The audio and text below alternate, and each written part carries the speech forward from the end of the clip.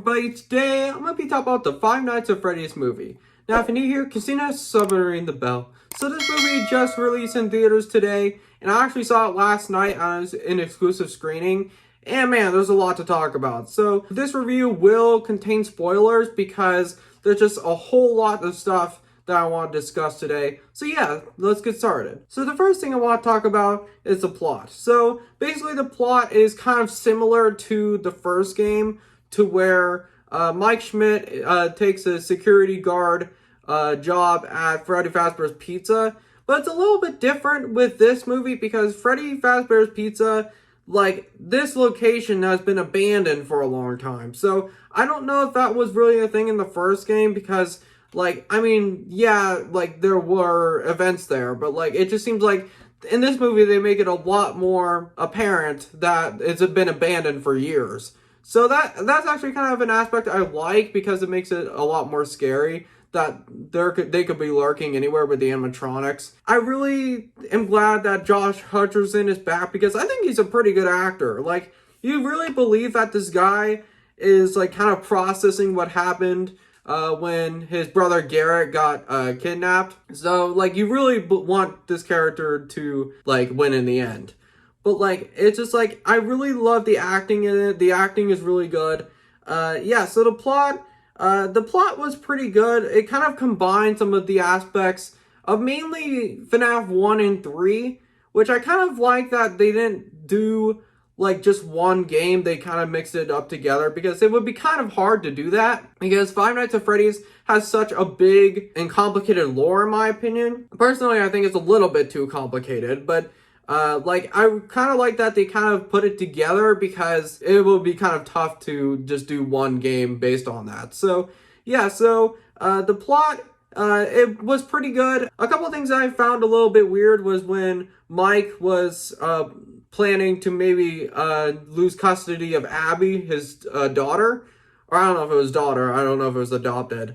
But, like, it's just like, that kind of never really went anywhere with, like, losing custody of his child, because they mentioned that in the movie, and then Abby finds out, and then she's mad about it, which makes sense. Like, I would be mad too.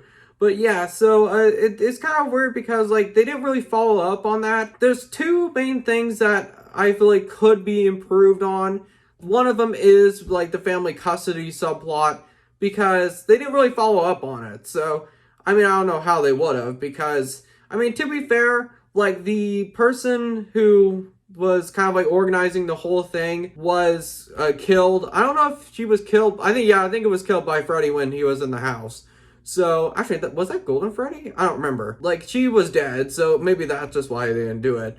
But yeah, so that's kind of a subplot that didn't really go anywhere, but it's just something they never followed up on. And I also want to talk about the animatronics because, man, they look so good. Like, I mean, like, I knew that they would look good in the trailers, but man, like, I'm so glad that they did like real animatronics and they were actually there, because it really sold it to me that these were there, and they were. Like, it's just like, I'm so glad they didn't do CGI and they made it as real as they could, because they're just so realistic to the games. It's insane how much they put detail into it. So yeah, the animatronics are really good, and there was a little bit of a controversy at the beginning, or when the FNAF trailer first came out, of them having red eyes. That didn't bother me, and it really wasn't in there much of the movie with, like, the red eyes that they had. So yeah, the animatronics, they're insanely good. Like, I can't believe how good they are with the low amount of budget they had. I think this movie only cost like 20 million, which I looked that up recently. That's like nothing.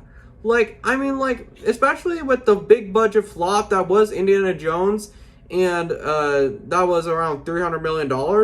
Like, I feel like it's telling Hollywood that you don't need to spend so much money on a movie to make it good. So the animatronics are really cool. I just think they're really, like, they are really realistic. Like, they're insanely good. So yeah. And another thing I want to talk about is kind of the main, if I did have an issue with this movie, it is the character of Vanessa, because her character was very predictable. I mean, I know that some people say that William Afton's story was predictable, but like when she was first introduced, like I just knew that she would be kind of part of the storyline with William Afton and how he killed those kids. Like, that's the only thing that I really have a problem with in this movie, is the character of Vanessa was very predictable. It's basically like right in your face that she knows everything. And her being the daughter of William Afton, I mean, that kind of makes sense. But they trick you into thinking that she's like sympathetic and like she understands Mike Schmidt's situation. But like, it just seems like that's kind of a thing that kind of annoys me if I did have an issue with this movie, is the Vanessa character. I just feel like the Vanessa character was very predictable. She was, like, I knew exactly what she was gonna do. She was gonna hide the fact that she was the daughter of William Afton, and also, like, just the fact that she was hiding what was really going on in that place. So, I mean, it's kind of weird because, like, she gets stabbed by her father, and, like, they don't really follow up on whether she survives or not. The movie kind of just ends, and you don't know if she lives or not, because the last shot you see of her is she's on a hospital bed, and Mike is checking up on her. So, the ending was a little bit weird. Like, that's kind of one thing, too, is that the ending kind of left some questions, because, like, is she gonna survive? Like, the family custody thing, is he gonna still keep Abby? It just, like, that's the only thing that's, I feel like, was a little bit weird, too, was the ending. The ending, I feel like, kind of was a little, I don't know about rushed, but it just kind of missed some stuff and, like, really didn't answer some of the questions. But other than that, like, this movie's really good, man. Like, even though there's a couple issues I have with it, like, I hope it does well, because these people at Blumhouse really care about what they're doing.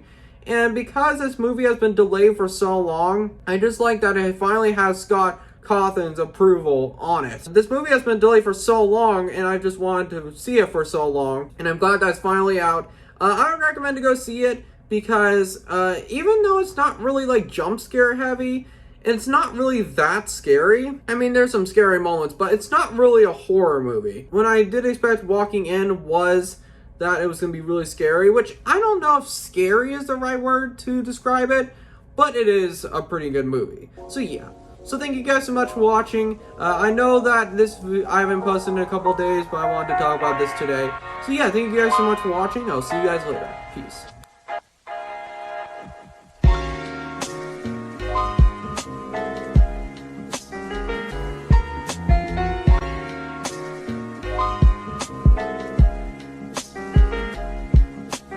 Go.